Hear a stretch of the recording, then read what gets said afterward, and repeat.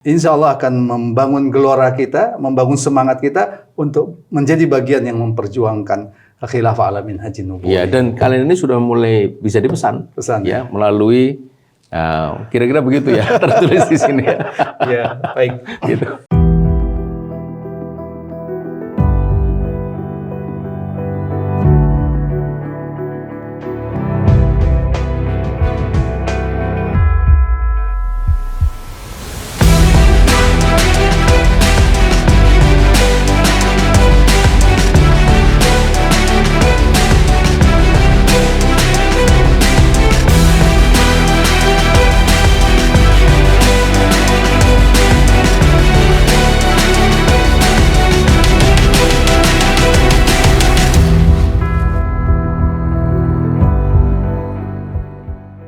Bismillahirrahmanirrahim. Assalamualaikum warahmatullahi wabarakatuh. Waalaikumsalam. Pemirsa yang dirahmati Allah Subhanahu wa taala, kembali kita bertemu dalam program Focus to the Point. Kali ini kita akan membahas hal yang istimewa, yaitu kita punya kalender baru ya, untuk tahun baru yang akan datang, yang diterbitkan oleh JKDN Merchandise.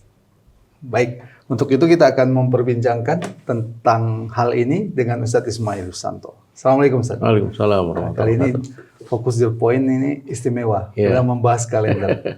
Kita mulai dari judulnya dulu Ustadz. Ini ada 100 tahun dunia tanpa khilafah.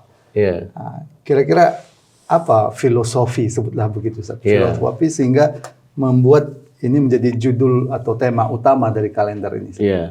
Baik, bismillahirrahmanirrahim. Assalamualaikum warahmatullahi wabarakatuh. Waalaikumsalam warahmatullahi wabarakatuh. Pemirsa, ini kalender untuk tahun 2024. Ya. Nah, jika kita hitung ke belakang 1924 saat khilafah Utsmani runtuh atau diruntuhkan, maka tahun 2024 ini genap 100 tahun. 100 tahun. Ya, 100 tahun.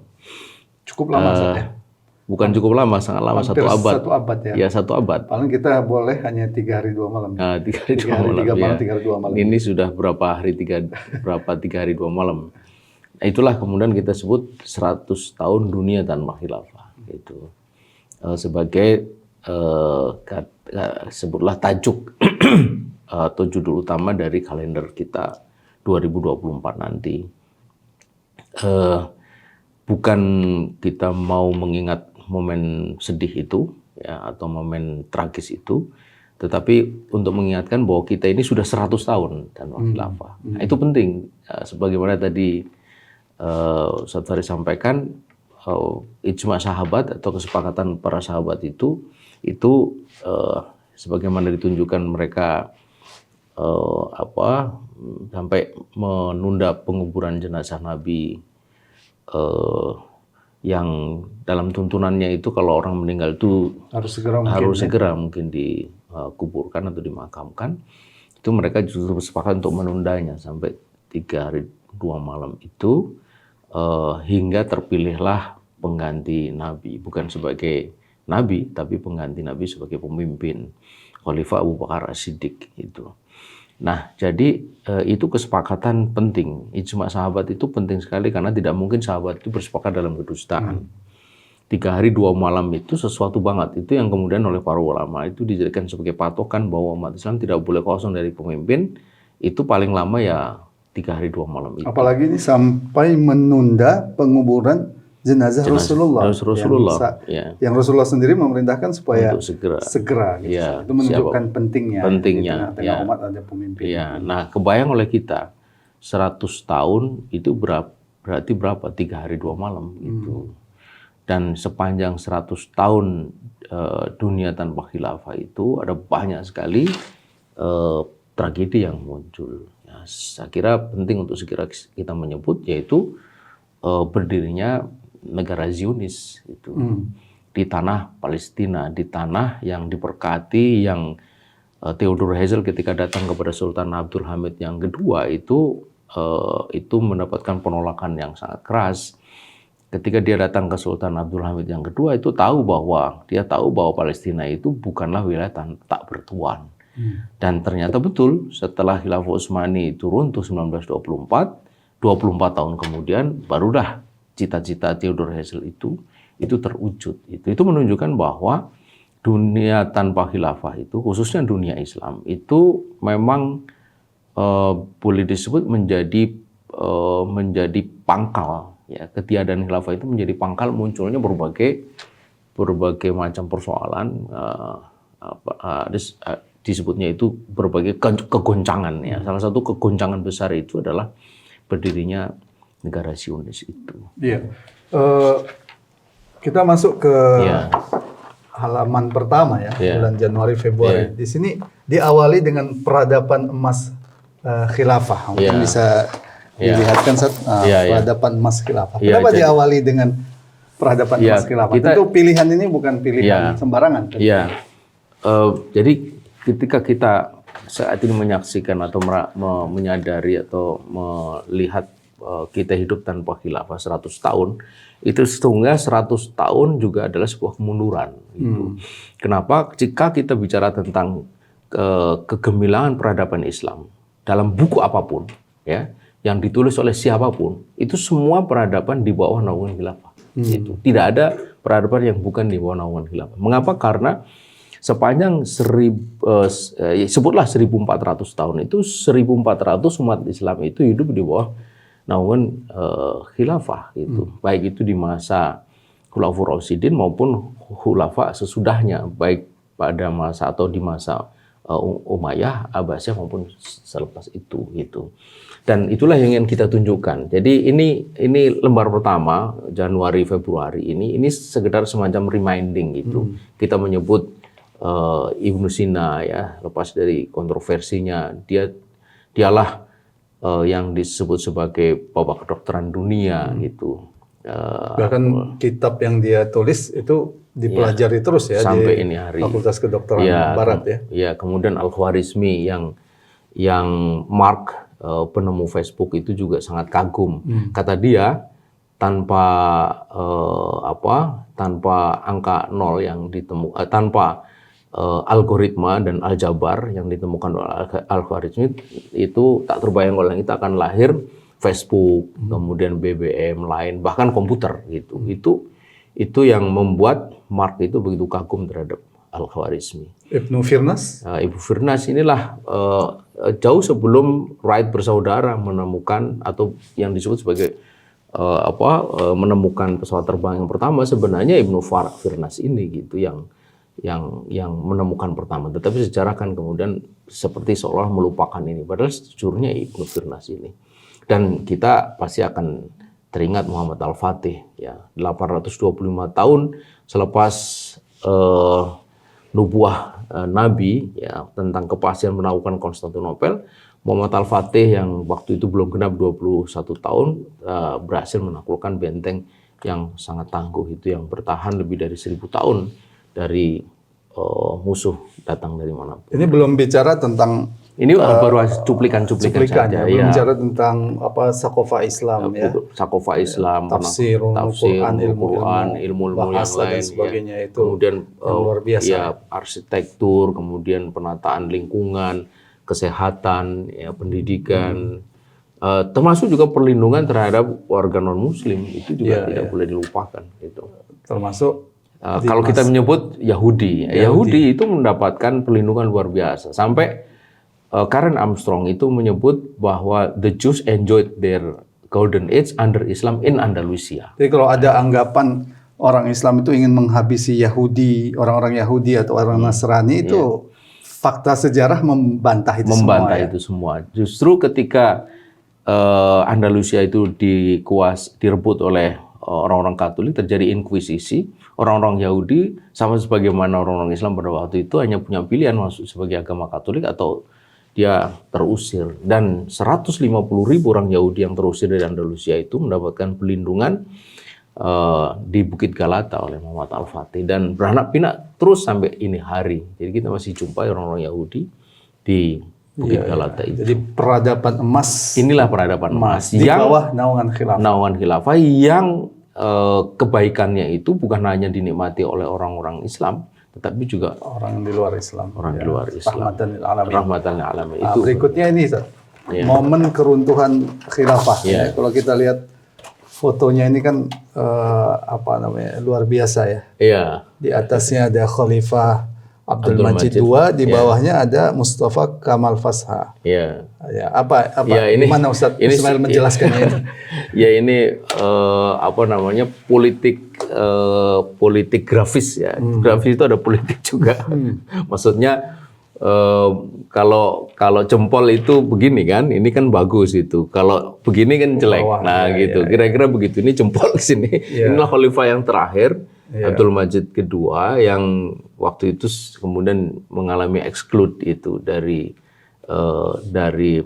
Istana Dolmabahce. Siapa yang melakukannya? Nah ini gitu.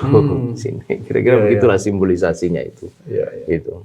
Ya baik Ustaz. Ya, momen keruntuhan khilafah. Ini tentu momen yang Maret jatuhnya. Maret. Itu. Yang menyedihkan tapi tidak boleh membuat kita selalu bersedih gitu. Ya, bersedih untuk bangkit. Untuk bangkit ya, bersedih. Boleh bersedih tapi untuk bangkit. Bersedih untuk bukan bangkit. Bersedih yang melemahkan ya. Iya. Baik. Ini berikutnya derita umat tanpa khilafah. Coba ini banyak sekali. Nah, ini yang tadi di awal sudah kita singgung ya. Palestina. Begitu khilafah tidak ada, terjadilah tragedi di Palestina. Kemudian di Rohingya, Uighur, Afghanistan. Dan sebenarnya banyak lagi kan, ada Irak dan sebagainya gitu. Belum lagi eksploitasi kekayaan alam negeri-negeri Islam ya. Iya gitu. Baik, Ismail. Jadi ini adalah bukti nyata betapa umat Islam itu ketika tidak ada pelindung itu seperti anak ayam yang kehilangan induknya itu kan. Nabi mengatakan al-imamu junnah. Gitu.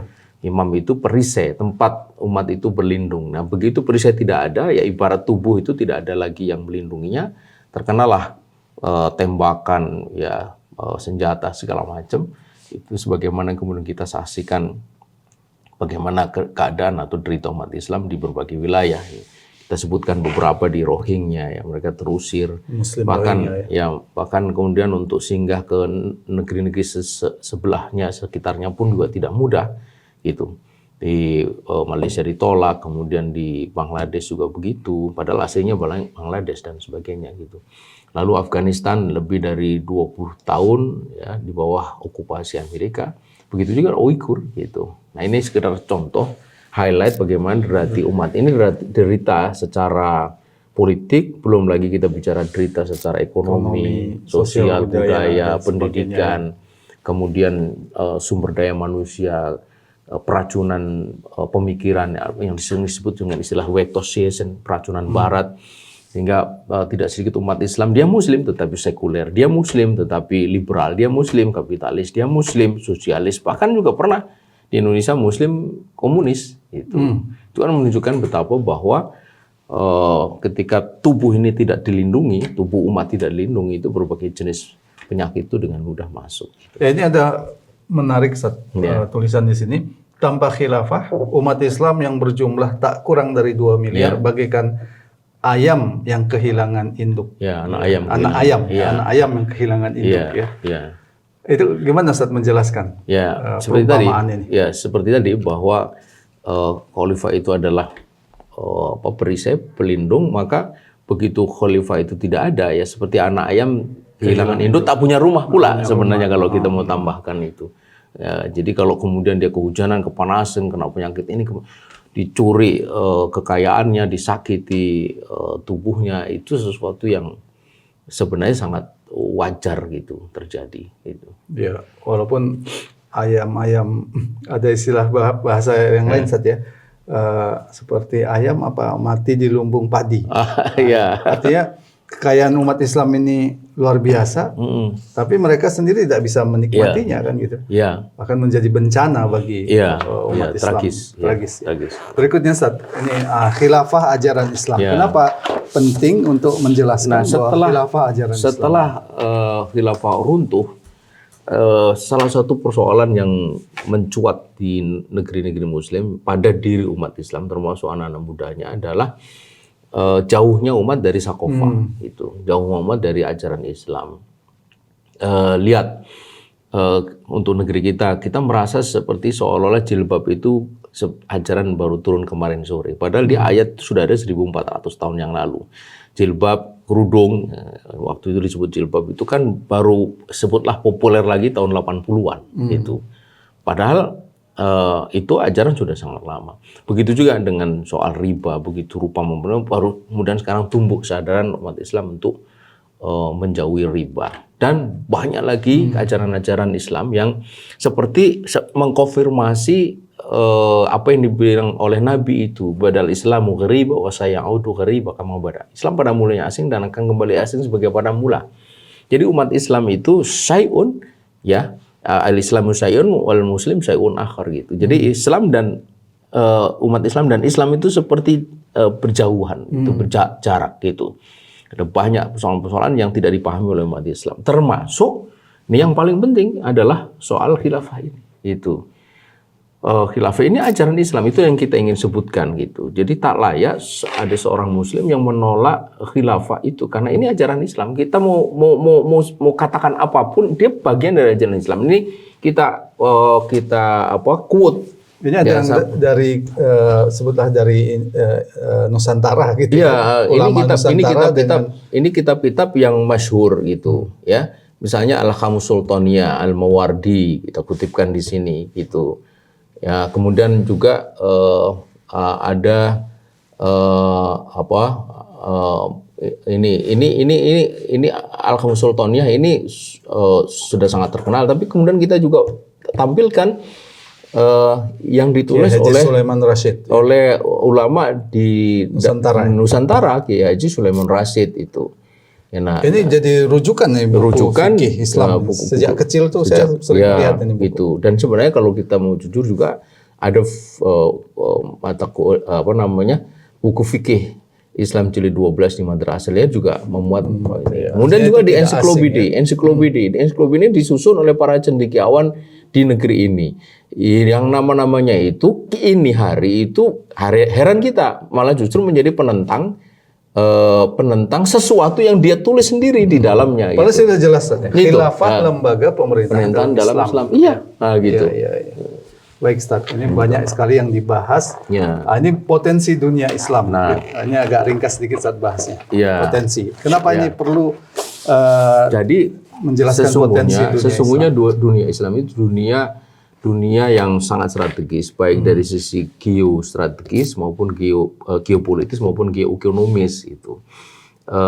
Dan ini kita tampilkan untuk mengingatkan bahwa potensi dunia Islam yang begini rupa ini menjadi seperti sia-sia karena dia tidak memberikan kebaikan bagi umat Islam secara langsung, yang ada justru menjadi semacam katakanlah bukan bencana ya, tetapi orang pada datang kemudian mengambil potensi sumber daya alam itu. Jadi seperti yang dibilang oleh Nabi itu, bahwa umat Islam itu seperti hidangan yang diperebutkan oleh banyak orang dari berbagai arah. Ya, secara geopolitik berada di wilayah yang sangat strategis, di jalur laut dunia, Selat Gibraltar, terusan Suez, Telas Dardanella, Selat Bosporus dan sebagainya gitu. Artinya Allah Subhanahu wa taala ini sebenarnya sudah mempersiapkan umat Islam ini sebagai umat terbaik dengan negara yang terbaik. Dengan sumber daya alam, potensi sumber daya alam yang luar biasa gitu. Terutama ideologi di sini, Ustaz, ya. Ya itu juga yang tidak boleh dilupakan. Jadi ada sumber daya potensi dunia Islam, sumber daya fisik dan non fisik gitu. Yang fisik sebagian tadi sudah disebutkan, cadangan emas di dunia Islam itu mencakup 60-70% dari cadangan minyak dunia gitu. Belum lagi potensi non fisiknya, itu pada ajaran Islam itu sendiri yang luar biasa, yang telah membawa dunia ini ke abad keemasannya pada 1400 tahun lamanya gitu. Baik, Ustaz, terakhir masa depan umat ini setahun lagi kita sampai di sini 2024. Nah, masa depan ini tentu berpulang kepada umat. Gitu. Kita tidak bisa berharap kepada orang lain, sebagaimana sejarah atau fakta membuktikan hal itu. Kita tidak mungkin berharap penyelesaian masalah Palestina, Rohingya segala macam itu pada orang lain. Palestina khususnya, kita lihat bagaimana PBB, apalagi Liga Arab, apalagi OKI, apalagi segala macam itu menunjukkan bahwa umat Islam itu masa depannya kembali kepada umat Islam. Saya kira kita tidak punya pilihan. Setelah sosialisme apalagi komunis hancur, kemudian kapitalisme menunjukkan kebobrokannya, di mana-mana mengundang krisis multidimensi, bukan hanya krisis ekonomi, politik, tapi juga krisis sosial, budaya, dan sebagainya. Maka bagi umat Islam tidak ada pilihan kecuali Islam. Dan itu harus disikapi dengan optimis. Harus disikapi dengan optimis, dengan bahasa iman, gitu. Bahasa keyakinan bahwa Islamlah satu-satunya yang akan membawa kebaikan bagi diri umat Islam maupun umat selain Islam. Ini tentu bukan tanpa maksud saya. Ada bendera, La ilaha illallah Muhammad Rasulullah. Ini kira-kira dunia. Apa yang bisa ditangkap oleh risalah Islam adalah risalah universal. Risalah untuk seluruh umat manusia. Nabi Muhammad disebut, Nabi Muhammad diutuskan wa ma arsalnaka illa kafatan linnas basyira wa nadhira. Nabi Muhammad itu adalah rasul untuk seluruh umat manusia. Ya ayyuhan nas inni rasulullah ilaikum jami'a. Karena itu risalah yang dibawanya, risalah Islam itu risalah untuk seluruh umat manusia. Jadi kalau risalah ini diterima, berkembang, tegak, maka kurang lebih itu gambarannya bakal seperti ini, bahwa dunia itu dinaungi oleh kalimat La ilaha illallah Muhammad Rasulullah. Dan kalimat itu adalah kalimat yang memberikan kebaikan. Memberikan kebaikan. Karena itu tak layak kalau ada umat Islam justru takut terhadap bendera ini. Bendera mereka sendiri ya? Ya, bendera mereka sendiri, bukan bendera siapa-siapa, bukan bendera kelompok, tapi bendera umat Islam. Bukan hanya umat Islam, umat selain Islam pun juga tidak perlu khawatir, karena sejarah membuktikan bahwa di bawah naungan La ilaha illallah Muhammad Rasulullah itulah kerahmatan atau kebaikan itu terwujud. Ya, dan kita pun menginginkan nanti di hari akhir di bawah. Dan yang paling penting adalah bahwa kita harus memberikan kontribusi ini hari, mumpung kita masih hidup, bagi kebangkitan Islam, bagi tegaknya risalah ini. Jangan menunggu. Sebab kalau menunggu kita tidak mendapatkan apa-apa. Tidak ada pahala buat orang yang menunggu gitu. Iya, makasih. Apalagi menghalangi ya. Apalagi menghalangi dosa. Iya, dosa. Dan itu urusannya bukan dengan kita, tapi urusannya dengan Allah Subhanahu wa taala, pemilik dari risalah ini. Karena itu jangan main-main dengan risalah. Dan upaya membendung itu adalah upaya yang sia-sia. Sia-sia itu sama sepertinya menghalangi terbitnya matahari. Tidak akan bisa. Kembalinya khilafah alamin haji nubuwah itu adalah sebuah kepastian.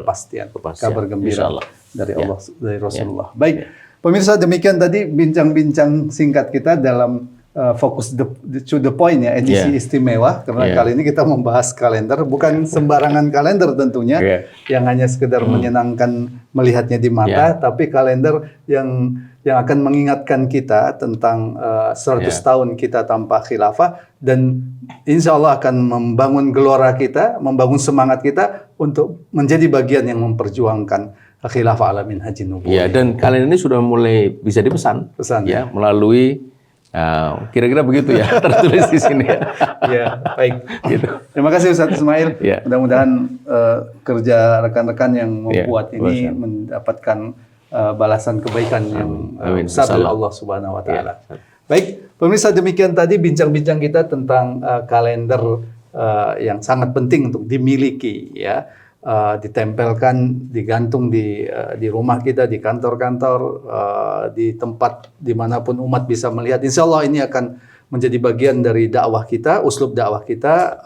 Paling tidak akan mengingatkan kita tentang pentingnya khilafah alamin haji nubuwah itu. Semoga bermanfaat. Assalamualaikum warahmatullahi wabarakatuh. Waalaikumsalam warahmatullahi wabarakatuh.